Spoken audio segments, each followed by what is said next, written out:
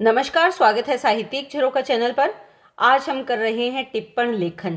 टिप्पण पर एक वीडियो मैं पहले भी डाल चुकी हूं, उसका लिंक मैं इस वीडियो के डिस्क्रिप्शन बॉक्स में डाल दूंगी, तो आप वहां से कर सकते हैं। आइए आज देखते हैं टिप्पण लेखन कैसे करते हैं और किन भागों में बांटकर या विभाजित करके टिप्पण लेखन किया जाता है।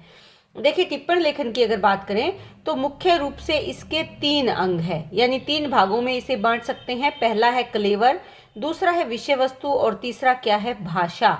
इन 3 भागों को पूर्ण होने के बाद ही हम टिप्पण लेखन को पूर्ण मान सकते हैं। सबसे पहला यहाँ पर क्या है, क्लेवर। देखिए, लेखक को जिस किसी टिप्पणी को लिखना है, यानी जिस किसी विषय पर टिप्पण करना है, उसे हाशिया छोड़कर लिखना चाहिए, यानी एक विशेष उपयुक्त स्थान उसको छोड़ देना चाहिए। हाशिए में पूर्व संकेत, फाइल की संख्या तथा पता आदि का स्पष्ट उल्लेख उसमें करना चाहिए, ताकि वो पता चले कि किस फाइल से जुड़ा हुआ ये टिप्पण है।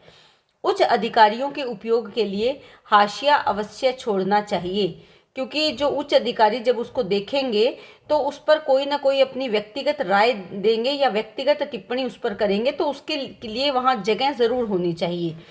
टिप्पणी लेखक को बाईं ओर अपने संक्षिप्त हस्ताक्षर भी करने चाहिए, ताकि ये पता चल सके कि टिप्पणी करने वाला कौन है, यानी वो लेखक कौन है। और विचाराधीन पत्र के ऊपर टिप्पण नहीं लिखना चाहिए। देखिए, अभी तक निर्णय हुआ ही नहीं, जिस पत्र पर कोई विचार चल रहा है, तो वहां पर जल्दबाजी करके अपना टिप्पण नहीं करना चाहिए। पहले उस विचार को, जो विचार के अधीन पत्र है, उसको पहले विचार तक पहुंचने दें, निर्णय तक पहुंचने दें, उसके बाद ही उस पर टिप्पण करना चाहिए। दूसरा है उसमें विषय वस्तु का। देखिए, ये वो भाग है जब टिप्पण लेखन का इसे हम मूल आधार मानते हैं। अतः प्रारंभ में एक रफ प्रारूप बना लेना चाहिए, यानी एक कच्चा प्रारूप उसका बना लेना चाहिए। इसके सुझावों के आधार पर ही आलेख तैयार होता है। एक जो रफ प्रारूप होगा, उसमें जो बातें लिखी गई होगी, उसी के आधार पर आलेख करना होता है।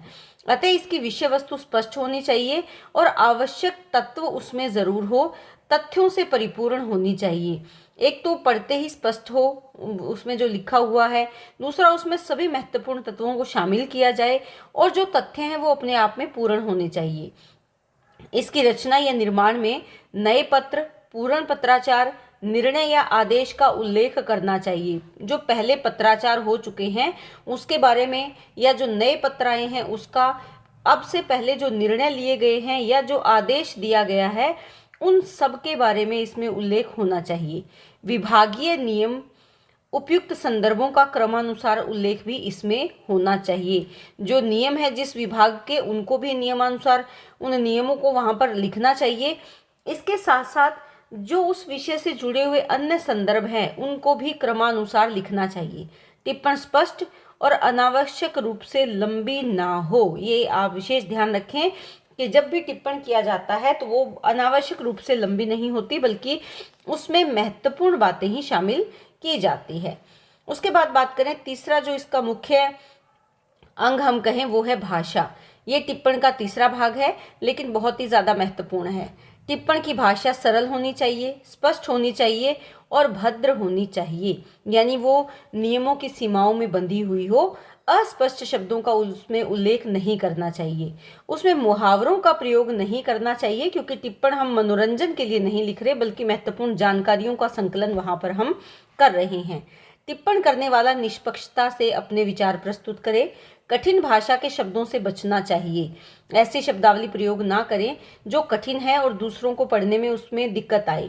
इसे सुविचारित रूप से लिखकर एक बार पढ़ लेना चाहिए। स्वयं संतुष्ट हो जाने के बाद ही आगे अधिकारी के सामने इसे प्रस्तुत करना चाहिए। तो टिप्पण में भाषा सबसे महत्वपूर्ण अंग है, क्योंकि भाषा ही भावों की अभिव्यक्ति का माध्यम है। तो यहाँ पर भाषा का विशेष ध्यान रखना चाहिए। तो ये आज का हमारा वीडियो, जो टॉपिक था कि टिप्पण का लेखन किस प्रकार किया जाता है, इसके 3 अंग कौन कौन से होते हैं, उम्मीद करती हूँ बहुत अच्छे से आपको समझ में आया होगा। इसी तरह चैनल से जुड़े रहें, लाइक शेयर सब्सक्राइब ज़रूर करें। बहुत बहुत धन्यवाद।